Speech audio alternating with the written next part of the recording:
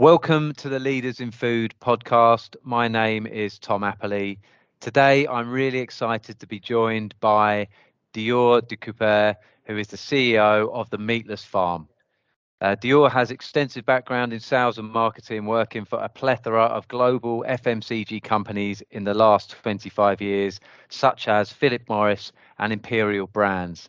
In 2019, Dior took her first steps into the plant-based manufacturing arena with a board-level role with Upfield, and now sits as CEO for the Meatless Farm. Dior, it's a pleasure to have you on the podcast. Welcome. Thank you very much, Tom. I'm very happy to be here. Thank you. Excellent. Yes, it's an absolute pleasure for you to, for me certainly, to have you on. I know I've been asking you for a while. So let's get straight into it. Going back to the start of your career, you didn't kind of first initially get into FMCG or food manufacturing, did you? It was kind of through sales and marketing more broadly. Yes, absolutely. So it was indeed through sales and marketing. My first job, fresh out of college, and I think it was one of the youngest employees, was Philip Morris at the time. Decisions basically made based on where you can get a job coming out of university. Was 22 years old, and then went on, had graduated with a bachelor in marketing.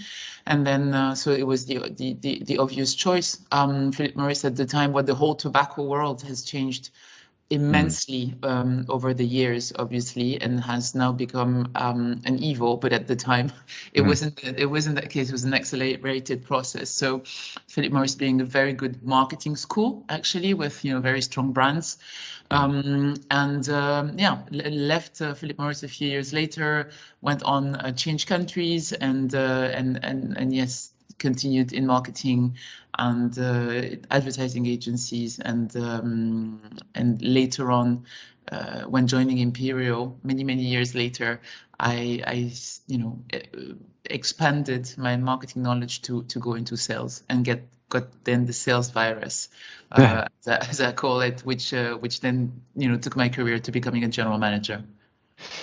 Yeah, because when I talk to CEOs, there's always two distinct paths that people kind of come up through to route towards that, and it's always kind of the finance route, or it's the sales and marketing. And can you remember when you first, during those early years, were you kind of charting a route to becoming a CEO, or did it happen more organically and more naturally? It really became organically. What I wanted to know from the start is that I wanted at one point to become an entrepreneur or be very close to entrepreneurship. The reason being that both my parents were entrepreneurs, so I had grown up in a family of entrepreneurs, and I basically saw the advantages and also disadvantages, or the challenges of being an entrepreneur. But I grew up in it basically. Was that from an early age? Because obviously, Philip Morris, it's a huge business. Was that quite entrepreneurial, even though it was obviously, absolutely massive? No, not at all. It wasn't at all. But basically, you get out of college, and I had studied in the US. I wanted to come back to Europe, and it was the first job that I got offered, and which sounded like a very good school, like school after college or after university, if you wish, to continue learning, to start implementing some of the theories that I had learned in school. So that's basically what drove my decision. And I'm actually, well, I'm not somebody who regrets things. I just take responsibility and move forward. So I've never really regretted any of the moves that I've made, because in every single one of them, I've learned so much from a professional point of view or from a personal point of view. Well, and when did you start to sort of merge over from that traditional marketing role to a role that encompassed sales as well? So it was when I moved back to Senegal. I grew up in Senegal, and I moved back to Senegal to start working for Imperial brands, and they were looking for a sales director. And since I didn't have any experience in sales, and ultimately they didn't know me, I made a deal with them to start in marketing with a very clear goal to move over or to take over the sales department on top of the marketing department after 12 to 18 months, which happened according to that timeline. And yeah, and I just loved, my favorite job in the world is probably in sales. I love the kind of people that you deal with, the complexity of managing a sales team, which is very different because they're very extroverted people. They have a big ego, which is a driver, right, in order to close a deal and to make things happen. And yeah, I actually very much appreciated this side of the role. How did you know? How did you know you transitioned so seamlessly? And by the looks of it, looking at kind of what you achieved at that, the period when you were back in Senegal, how did you know you'd be so successful at that side of it? Well, I guess you never really know, right? You just I remember thinking at the very beginning, oh my God, what did I get into? And I'm absolutely not able to do this job. And then you just work harder and focused, and eventually you achieve results. Surround yourself with the right team, with the right people, with the right values and mindset. Extremely important. And then, yeah, a lot of work. So basically.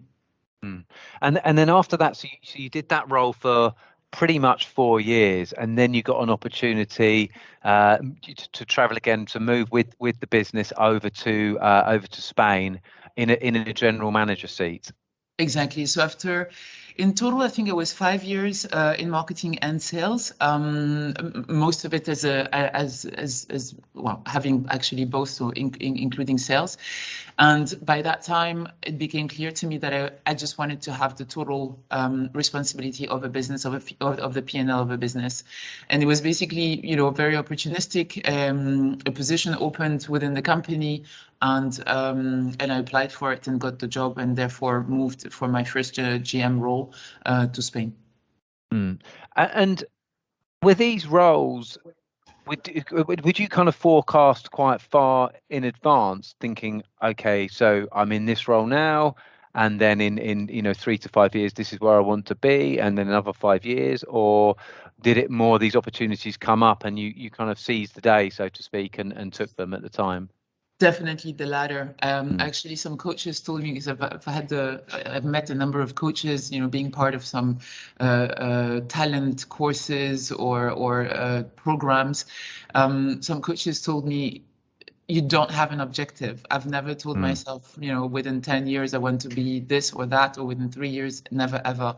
It was more, focusing on the task at hand, doing the best job possible, with the right team. Again, I insist, because I think that it's just the single most important thing. And then the only thing is just being open for opportunities and not being scared to grab them when they come. Yeah. And that's basically how I've always functioned.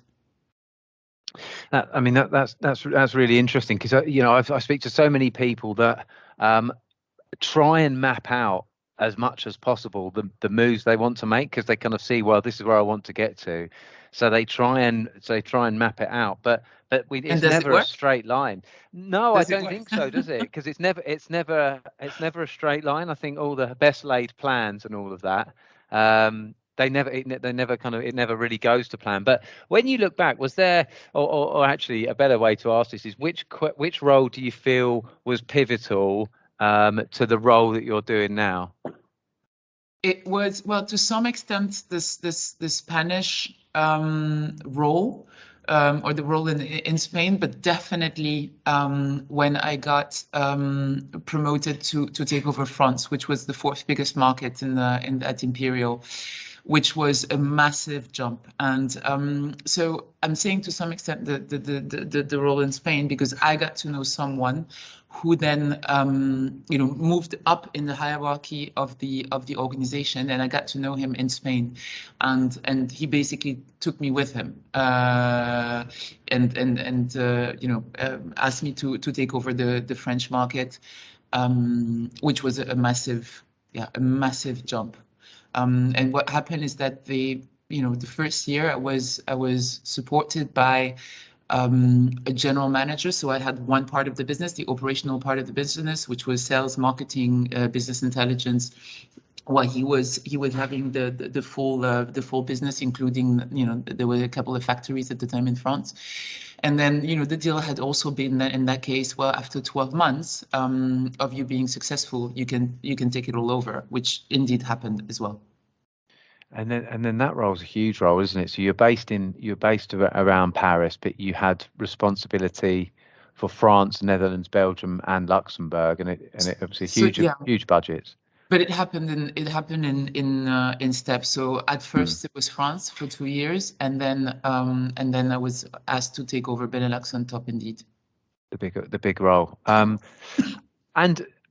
so that takes us up to October 2019, and you moved on from there. What was the reason behind that, Dior? So basically, I had been doing that role for, well, in total, France 2 years, Benelux another 2 years, or the two regions, and it was one of the biggest clusters, and I didn't think that I could learn much more, to be honest. And one of the drivers has always been for me to continue learning. I'm a bulimic learner. It's super important. I just need to get something out of it in terms of experience, learning experience, professional or personal, that just takes me further as an individual. And basically, having done what I had done in very short time because of the jump that from Spain to France, I didn't really feel that I could learn anything more substantial, let's put it that way. And by that time, the tobacco industry had become the evil that it is today, or that is considered to be today. And I had been managing decline for many years, and I just thought, well, it would be great to manage growth, because it's probably definitely a different experience, right, in terms of investment and cost, attitude towards costs, etc. So that was basically the motivation. And then the next role is obviously your first venture into food, and something completely different. But before I kind of come on to that, I really wanted to ask you, obviously you've worked across so many different countries: Senegal, Spain, France, everywhere really, haven't you? All over the world. Germany as well. Tell me, I'm interested in kind of cultural differences, and how did you manage through that, which I imagine was there was quite a lot of that. Of course, you understand. I've mentioned that the teams are super important, and of course, depending on the culture, the team's mindset or behavior will be different as well, and you need to grasp that in order to be able to rally them next to you, to be able to understand them, to motivate them in the right way with the right triggers. Yeah. Look, the thing is, I've always been very international, because my father is French, my mother's from Senegal. I grew up partly in Switzerland, partly in Senegal. Then I studied in the US. So I've just been used to move from one culture to the other, from one mindset to the other.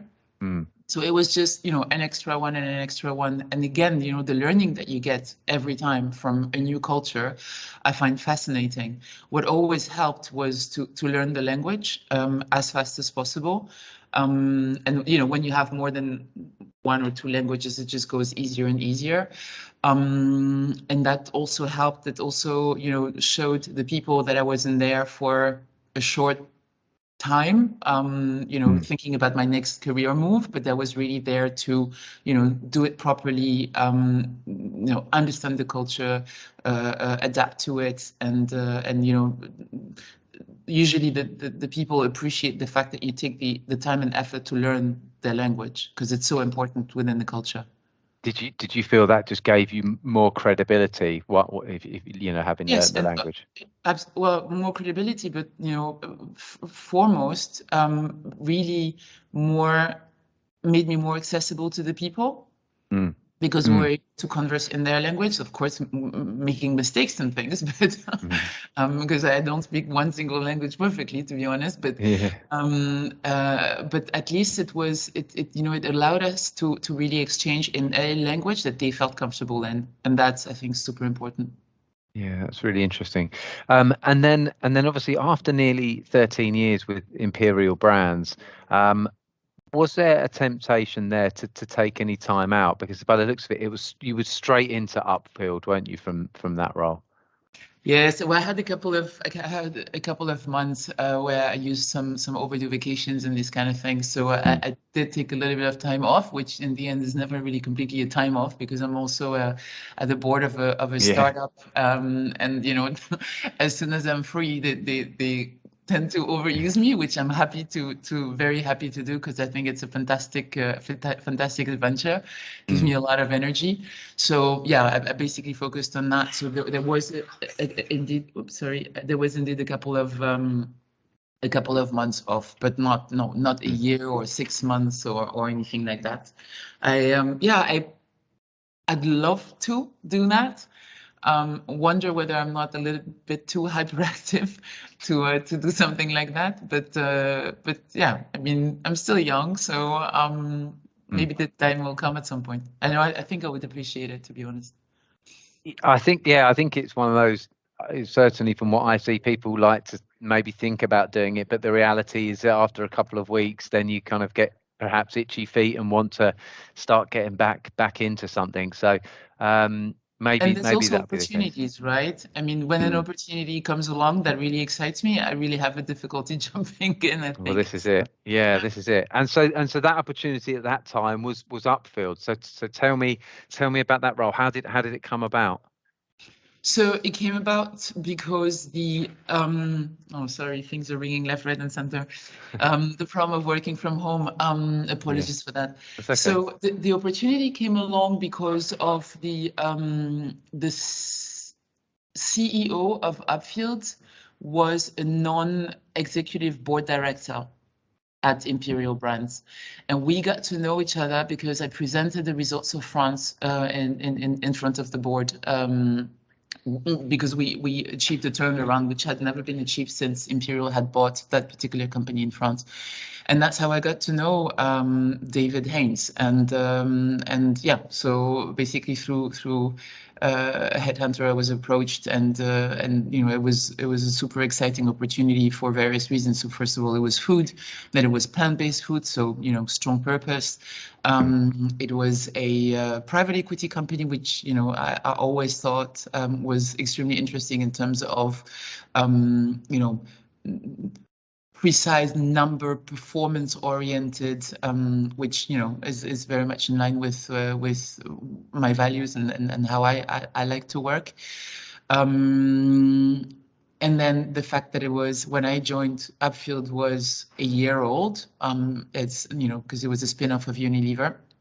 So, a combination between a mature market to some extent, but also a very young company which was getting organized, and therefore the ability to have an impact in something that was still in the process of being created, which is the other driver. I've mentioned one driver being the learning curve, and my other driver being exactly that, having an impact when I do something.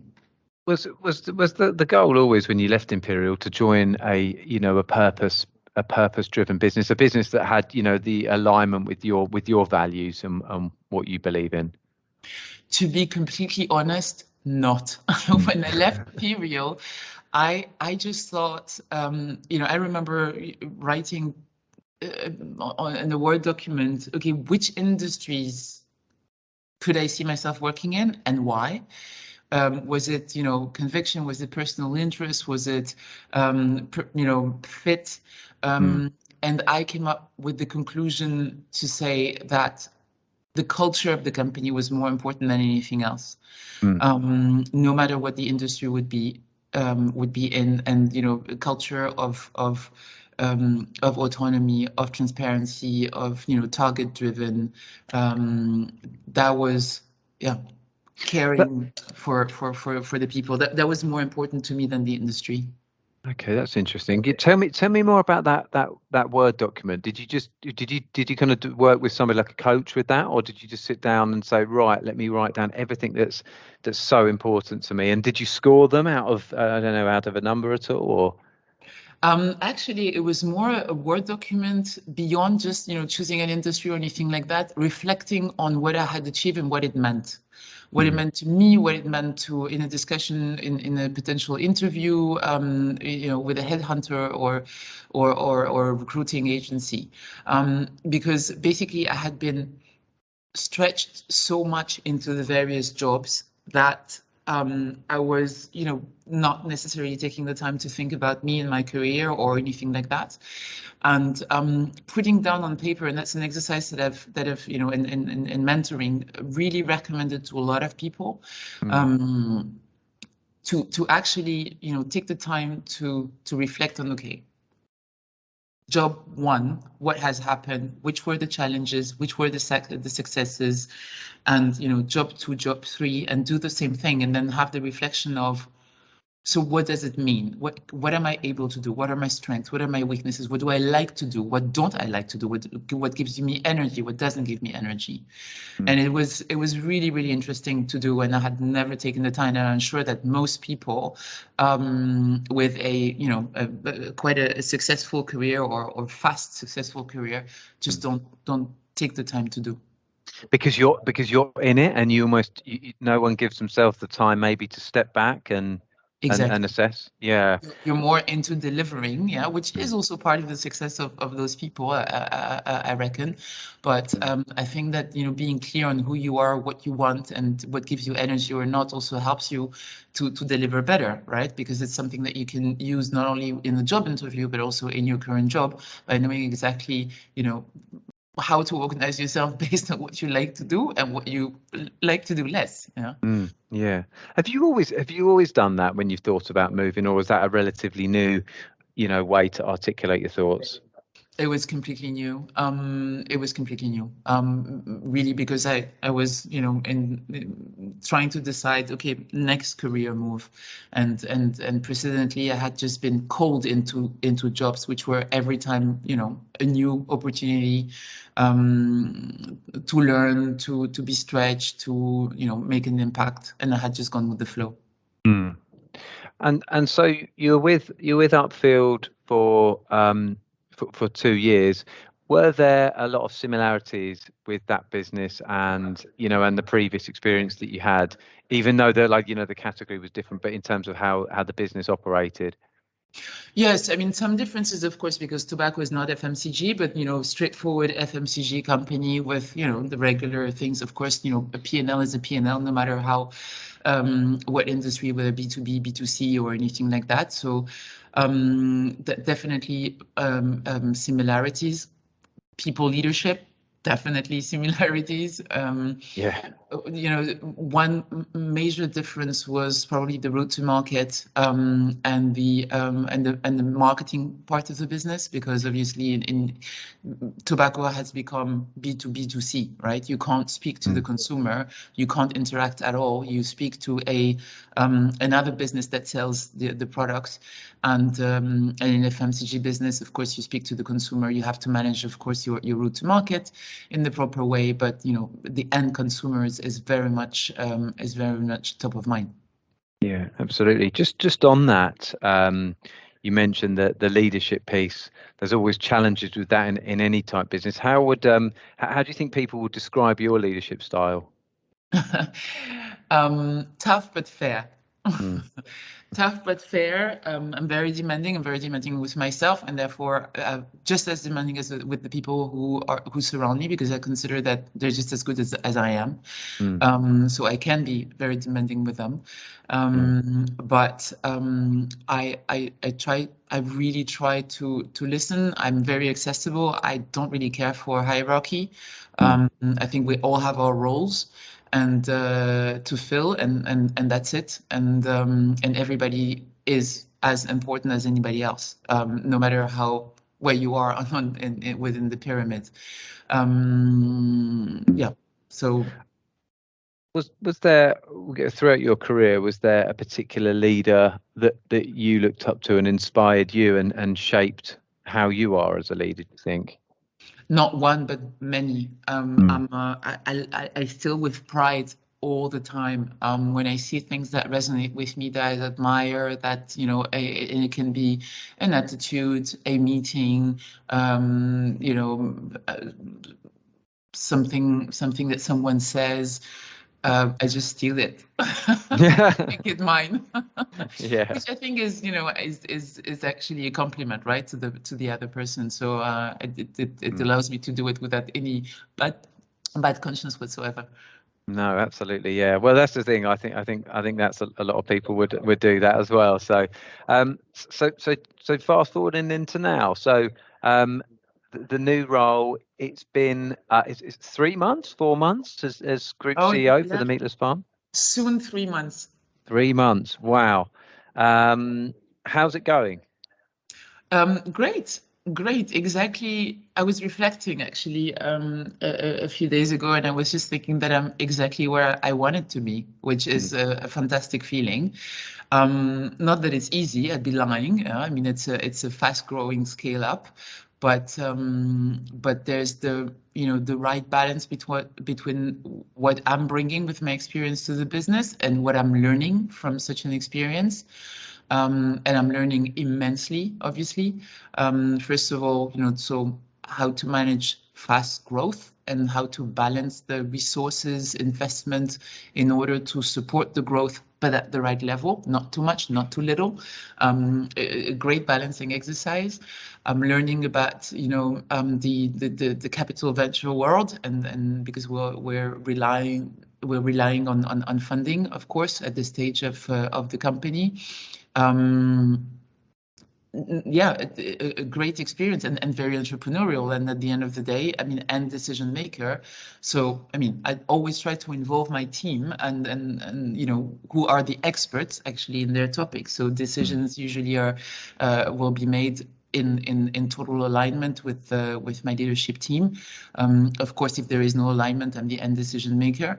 But yeah, so also a different level of responsibility, which in the corporate world, at the end of the day, you always have somebody else and that is part of this decision and somebody higher. So of course now I've got the board, but the board will usually follow the recommendation of the CEO. So it's a different type of responsibility as well. Is it 3 months in? I know it's really early, but is it what you expected from before you took the role? More or less, depending on, I mean, some things, you expected a little bit differently and other things are in line. And sometimes, it's below expectations. It's the right mix of, pretty fairly usual, some below expectations, some above expectations. But overall, yeah, I mean, a great business. I really wanted to remain in the plant-based food for the purpose, because I also see how the people working in that industry are extremely purpose driven, and it's just like it's a force of good, and I really, really appreciate it.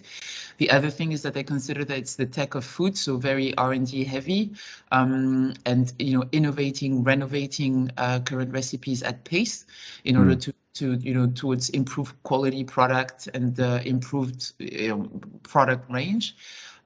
So I also like the pace of that, in addition to the growth pace. Yeah, so I find it overall super exciting. Yeah.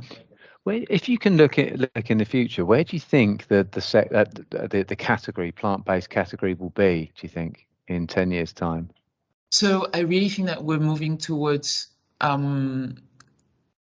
protein offerings, yeah, and in 10 years' time, you will have a wall of, protein offerings in supermarket, for instance, where, one will be animal protein, meat and the likes. Another one will be plant-based protein. Another one will be, animal, so cell protein. So, you see a lot of 3D printing or, cell-based meat lab in lab. And then you also have the insect protein, which is coming along as well. So I really think that this is what we're moving towards, because it is clear to everybody, and definitely in Europe, US, and the more developed parts of the world, that we need to change our nutritional system. It's just not sustainable, and that's, I think, a fact that is clear to everybody. I definitely feel like there's more, momentum with businesses that are leveraging sort of biotechnology and that sort of thing to create new types of food products that will be more sustainable. I think that's only going to go in one direction, isn't it? Absolutely. It's not a trend anymore. It's a fact of life. It's just the speed at which it will go, which is definitely a mix of, educating people, because it's still a new category, and as well having the right assortment, offering, and quality. No, absolutely. Well, it's certainly going to be an exciting sort of few years for you, Dior. So I can't wait to see where you take the Meatless Farm, where it goes to next, on the journey for that brand, and actually the category, which I think will play, clearly the business will play a big part in that. So Dior, thank you for coming on the podcast today. It's been great to talk to you. Thank you very much, Tom. Well done for making it to the end of the episode. I hope you enjoyed it. If there's any particular topics you'd like me to cover, please do get in touch and drop me a message over on LinkedIn. What would you like me to cover with any future guests? If you've enjoyed this podcast, it'd be amazing if you could leave a review on Spotify or YouTube after you've listened to it. Lastly, don't forget to subscribe to the podcast on any of the streaming platforms in the link below, and I'll be back next week with a new episode of the Leaders in Food